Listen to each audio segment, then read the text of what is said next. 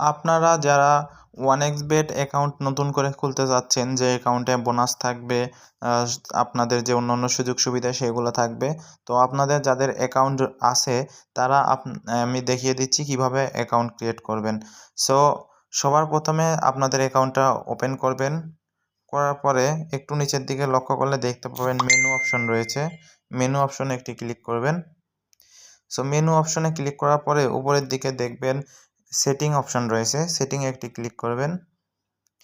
এরপরে স্ক্রল করে নিচের দিকে আসার পরে আপনারা এখানে দেখতে পাচ্ছেন লগ আউট অ্যাকাউন্ট, এর উপরে ক্লিক করবেন। সো লগ আউটে ক্লিক করার পর আপনাদের সামনে এমন একটি ইন্টারফেস ওপেন হবে। আপনারা সিম্পলি এখান থেকে লগ আউটে ক্লিক করবেন। সো লগ আউটে ক্লিক করার পরে একটু অপেক্ষা করবেন। তো দেখুন, লগ আউটে ক্লিক করার সাথে সাথে আমাদের সামনে এমন একটি ইন্টারফেস ওপেন হয়েছে। আমরা উপরের দিকে দেখতে পাচ্ছি এখানে লেখা রয়েছে লগ ইন এবং রেজিস্টার। তো এখন আপনাদেরকে আরও একটা বিষয় ক্লিয়ার করে দিই, সেটা হচ্ছে এইটা যাদের অ্যাকাউন্ট আগে আছে আপনারা তারপরেও নতুন অ্যাকাউন্ট ক্রিয়েট করতে চাচ্ছেন তাদের জন্য। আর যারা একবারেই নতুন অ্যাকাউন্ট ক্রিয়েট করবেন তারা সরাসরি গুগল থেকে 1xBet লিখে সার্চ করে 1xBet ডাউনলোড করে ইনস্টল করে নেবেন। ইনস্টল করার পরে আপনারা ওপেনে ক্লিক করবেন। ওপেনে ক্লিক করার পর আপনাদের সামনে এই সেম ইন্টারফেসটাই ওপেন হবে, মানে সেম ইন্টারফেসটা আসবে আপনাদের সামনে। এরকম লগ ইন রেজিস্টারের অপশন আসবে। সো এখান থেকে সবারই সমান, মানে একই রকম। তো তারপরে এখান থেকে সিম্পলি রেজিস্টারে ক্লিক করবেন। সো রেজিস্টারে ক্লিক করার পরে এখানে নিচে দেখুন লেখা রয়েছে ইন ওয়ান ক্লিক, এর উপরে একটি ক্লিক করবেন। এরপরে দেখুন এখানে লেখা রয়েছে প্রোমো কোড। এই প্রোমো কোডটা আপনারা এখানে আমি স্ক্রিনে দিয়ে দিব। এছাড়া আপনারা যখন অ্যাকাউন্ট করবেন আমাকে নক করলে আমি মেসেঞ্জারে দিয়ে দিব, সেটা কপি করে সরাসরি এখানে পেস্ট করে দিবেন। দেখুন ভালো করে প্রোমো কোডটা এখানে সুন্দর করে দেখে নিন।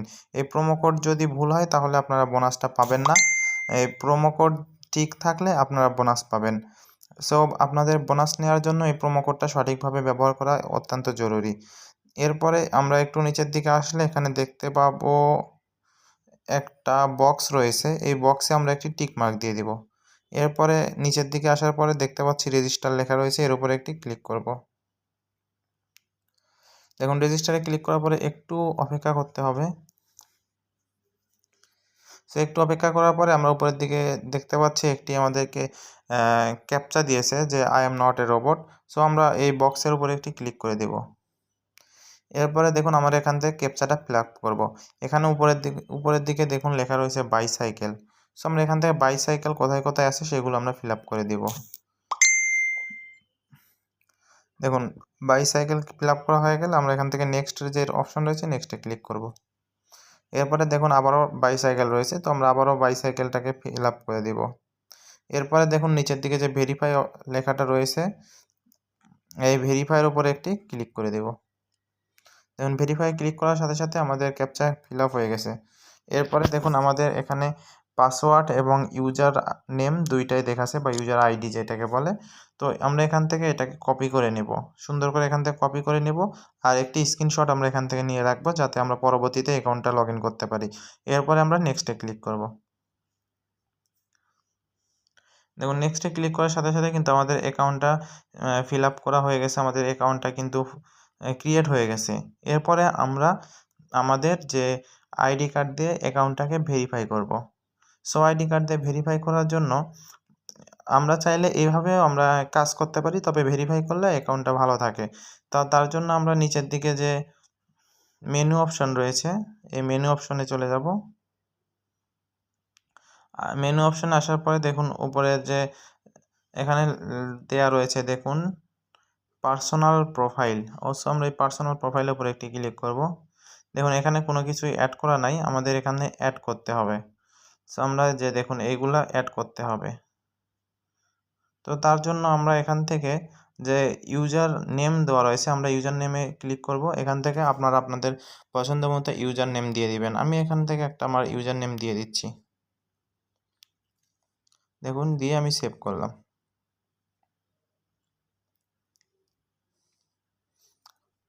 সরি, আমাদের ইউজার নেমে হচ্ছে আমরা বড় হাতের অক্ষর ইউজ করছি। আচ্ছা আমরা ইউজার নেমটাকে একটু চেঞ্জ করে দিই।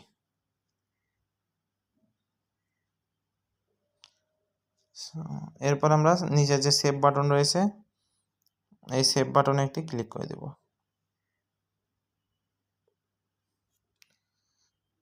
দেখুন লেখা রয়েছে ইউজার নেম ক্রিয়েট সাকসেসফুলি, আমরা এর উপরে ক্লিক করব। দেখুন ইউজার নেম ক্রিয়েট করার সাথে সাথে দেখুন এই যে আমাদের এখানে ইউজার নেমের জায়গায় কিন্তু দেখাচ্ছে, দেখুন আমরা যে ইউজার নেমটা দিয়েছি আপনাদেরও যখন ইউজার নেম ক্রিয়েট করবেন তখন এটা দেখাবে। এরপরে দেখুন লেখা রয়েছে ইমেইল অ্যাড্রেস, যখন ইমেইল লিঙ্ক করতে বলছে, তো ইমেইলের জন্য আমরা এই লিঙ্কের উপরে একটি ক্লিক করব। লিঙ্কের উপর ক্লিক করার পরে আমরা ইমেল অ্যাড্রেসে ক্লিক করব এবং আমরা এখান থেকে একটি ইমেল অ্যাড্রেস দিয়ে দিব। সো আপনারা আপনাদের ইমেল অ্যাড্রেস দিয়ে দিবেন, আমি আমার ইমেল অ্যাড্রেস দিয়ে দিচ্ছি। সো আমি আমার ইমেল অ্যাড্রেসটা বসিয়ে নিয়েছি, আপনারা আপনাদের ইমেল অ্যাড্রেসটা বসাবেন। এরপরে নিচের দিকে যে নেক্সট লেখা রয়েছে নেক্সটের উপরে ক্লিক করে দেব। নেক্সটে ক্লিক করার পরে আমরা যে সেন্ড কোড লেখা রয়েছে এর উপরে একটি ক্লিক করে দেব। সেন্ড কোডে ক্লিক করার পরে একটু অপেক্ষা করব, তাহলে আমরা একটি এরকম ইন্টারফেস পাবো। সো ইন্টারফেসে আমাদের আরও একটি ক্যাপচা পূরণ করতে হবে। তার জন্য আমরা যে উপরে আই এম নট রোবটের বক্স রয়েছে বক্সে ক্লিক করে দেব। এরপরে আমাদেরকে বাসের কথা বলছে যে বাস কোথায় কোথায় আছে সেগুলো ফিল আপ করতে হবে। তো বাস কোথায় কোথায় আছে আমরা দেখে দেখে সুন্দর মতো ফিল আপ করবো। এরপরে নেক্সটে ক্লিক করব। এরপর মোটরসাইকেল কোথায় আছে আমরা এটাকে ফিল আপ করে দেব। এরপর আমরা ভেরিফাই ক্লিক করব। দেখুন ভেরিফাই হয়ে গেছে। সো এখন দেখুন লেখা রয়েছে ইন্টার কনফার্মেশন কোড। সো আমাদের মেইলে একটি কনফার্মেশন কোড যাবে, সেই কোডটা এখন আমরা সেখান থেকে নিয়ে এসে এখানে পেস্ট করব। সো আমরা একটু অপেক্ষা করব, তাহলে আমরা কোডটা পেয়ে যাব, অথবা আমরা একটু যদি আমাদের মেইলটা চেক করি তাহলে হয়তো কোড পেয়ে যাব। দেখুন একটু এই যে অপেক্ষা করার পরে আমরা কোডটা পেয়ে গেছি। তো দেখুন আমাদের কোডটা আমরা এখান থেকে কপি করে আমাদের যে এখানে বসিয়ে দেব।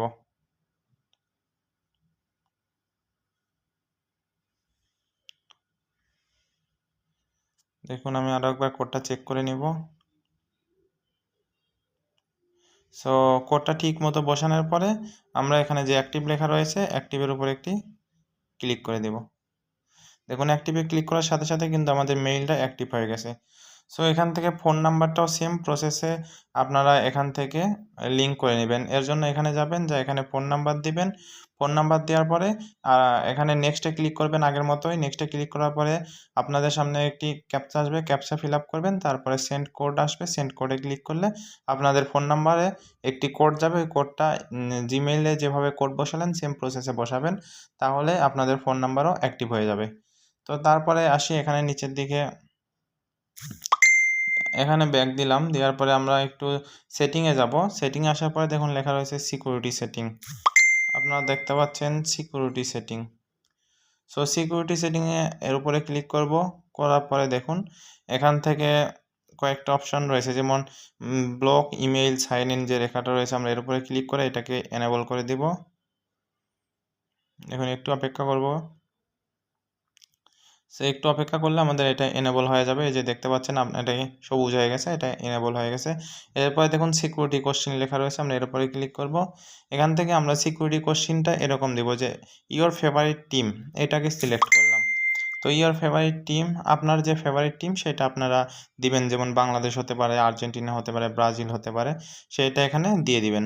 সো আমি একটা দিয়ে দিলাম এখান থেকে।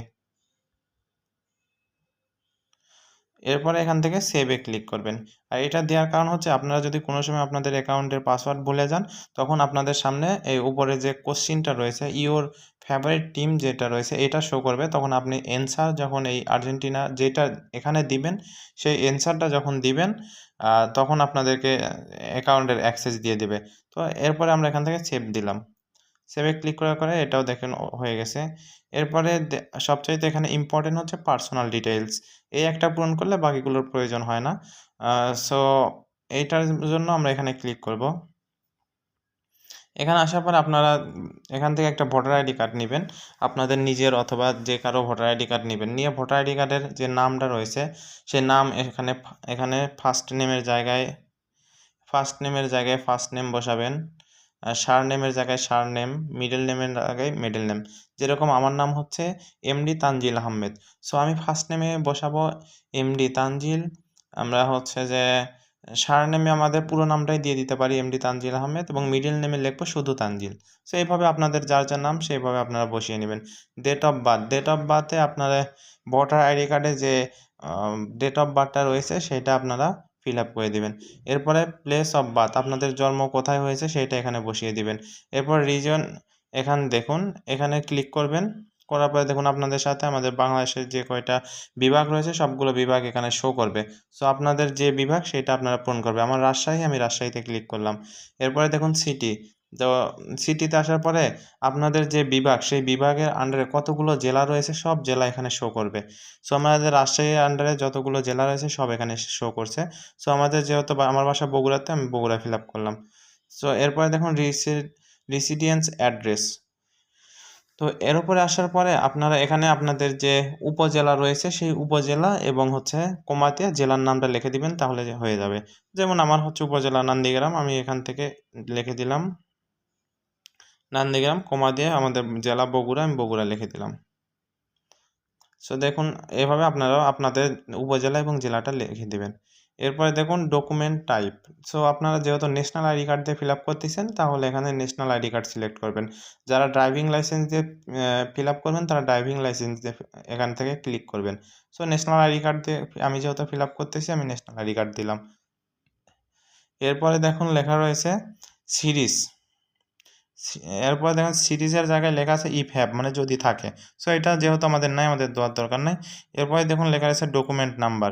তো ডকুমেন্ট নাম্বারটা হচ্ছে আপনাদের হচ্ছে ভোটার আইডি কার্ডের যে নাম্বার সেই নাম্বারটা এখানে বসাবেন ভোটার আইডি কার্ডের। এরপরে দেখুন লেখা রয়েছে date of issue. So date of ইস্যুতে আপনারা ভোটার আইডি কার্ডের পিছনে দেখবেন লেখা থাকে ইস্যুস বাই এত। তো আপনারা ওখানে যে কোনো একটা ডেট পেয়ে যাবেন, সেই ডেটটা এখানে বসিয়ে দিবেন। মানে আপনার ভোটার আইডি কার্ডটা কবে তৈরি হয়েছে সেটা। সো আপনারা ভোটার আইডি কার্ডের পিছনের দিকে দেখবেন লেখা থাকে ইস্যুস বাই এত, বা প্রদানের তারিখ। বাংলায় হলে লেখা থাকে প্রদানের তারিখ, ইংলিশে তাহলে লেখা থাকে ইস্যুস বাই এত তারিখ। সো এটা এখানে বসে দিবেন। এরপরে দেখবেন ইস্যুড বাই, এখানে আসা আপনারা লিখে দিবেন বাংলাদেশ গভর্নমেন্ট। আমি যেভাবে লেখাই দিচ্ছি সেভাবে আপনারা লিখবেন। মানে কি এই ভোটার আইডি কার্ডটা কে আমাদেরকে প্রোভাইড করছে? অবশ্যই বাংলাদেশ সরকার। তার জন্য আমরা এখানে বাংলাদেশ গভর্নমেন্ট লিখে দিলাম। সো এরপরে যে এখানে সবকিছু ফিল আপ হয়ে গেলে আমরা একবার চেক করে নেব। চেক করার পরে আমি এখান থেকে টিক মার্ক দিয়ে দিব। সো আমি আমার ডিটেইলসগুলো দিয়ে আগে পূরণ করে নিই, তারপরে আপনাদের দেখিয়ে দিচ্ছি। সো দেখুন আমি আমার সকল ডিটেইলস এখানে পূরণ করে নিয়েছি। এরপরে আমরা এখান থেকে যে টিক মার্কটা রয়েছে টিক মার্কে একটি ক্লিক করে দেব। সো টিক মার্কে ক্লিক করার সাথে সাথে আমাদের চেঞ্জটা সাকসেসফুল হয়ে যাবে। আমরা একটু অপেক্ষা করব। দেখুন লেখা রয়েছে চেঞ্জ মেড সাকসেসফুলি। সো এখানে ক্লিক করব। এখানে ক্লিক করার পরে দেখুন আমরা এখানে দেখতে পাচ্ছি প্রোফাইল দেখুন পার্সোনাল প্রোফাইল এখানে ফিল্ড আপ, মানে এটা সবুজ টিক মার্ক উঠে গেছে, তার মানে আমাদের এটা ফিল আপ হয়ে গেছে। এরপরে এখান থেকে যে আপনার 2 ফ্যাক্টর রয়েছে এটা আপনারা চাইলে অন করতে পারেন, না হলে দরকার নাই। আর আপনারা এখান থেকে ফোন নাম্বারটা জিমেইল যেভাবে লিঙ্ক আপ করছেন সেভাবে এখান থেকে ফোন নাম্বারটা লিঙ্ক আপ করে নেবেন। তাহলে আপনাদের প্রোফাইল সেটআপ কমপ্লিট। আপনারা এরপর থেকে সকল কার্যক্রম করতে পারবেন। এখানে বেট করতে পারবেন, ডিবি করতে পারবেন, উইথড্র করতে পারবেন, সব কিছুই সেম আগের প্রসেসে করতে পারবেন।